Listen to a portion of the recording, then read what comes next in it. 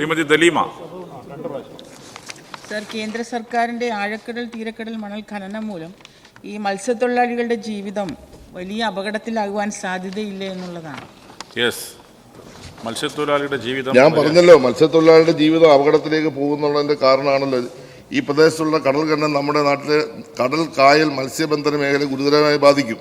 Sir, അതിൻ്റെ ഭാഗമായി മത്സ്യത്തൊഴിലാളിയുടെ ജീവിതം നേരിട്ട് അപകടത്തിലാക്കുന്നില്ലെങ്കിലും മത്സ്യബന്ധനത്തിൽ കുറവ് വരുന്നതിലൂടെ അവരുടെ വരുമാനത്തിൽ ഗണ്യമായ പ്രയാസങ്ങൾ, പ്രത്യാഘാതം ഉണ്ടാവും.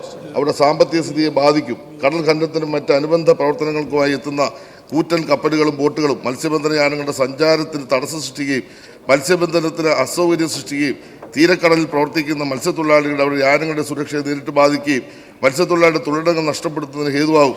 അടിത്തട്ടിലെ ധാതുഖനനം കടലിനെയും ഉൾനാടൻ ജലാശയങ്ങളിലെയും മത്സ്യ ഉൽപ്പാദനം ഗണ്യമായി കുറയാൻ കാരണമാകും.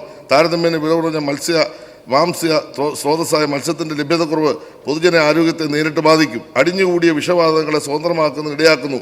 ഇത് കടൽ ജലത്തിൻ്റെ മലിനീകരണത്തിനും അതുപോലെ മത്സ്യങ്ങൾ ഉൾപ്പെടെയുള്ള ജീവജാലങ്ങളുടെ വ്യാപകമായ നാശത്തിനും കാരണമാകും. അങ്ങനെ മൊത്തത്തിൽ മത്സ്യമേഖലയെ ബാധിക്കുന്ന ഒരു പ്രധാനപ്പെട്ട ഇഷ്യൂ ആണ് എന്ന് ഗവൺമെൻറ് കാണുന്നു.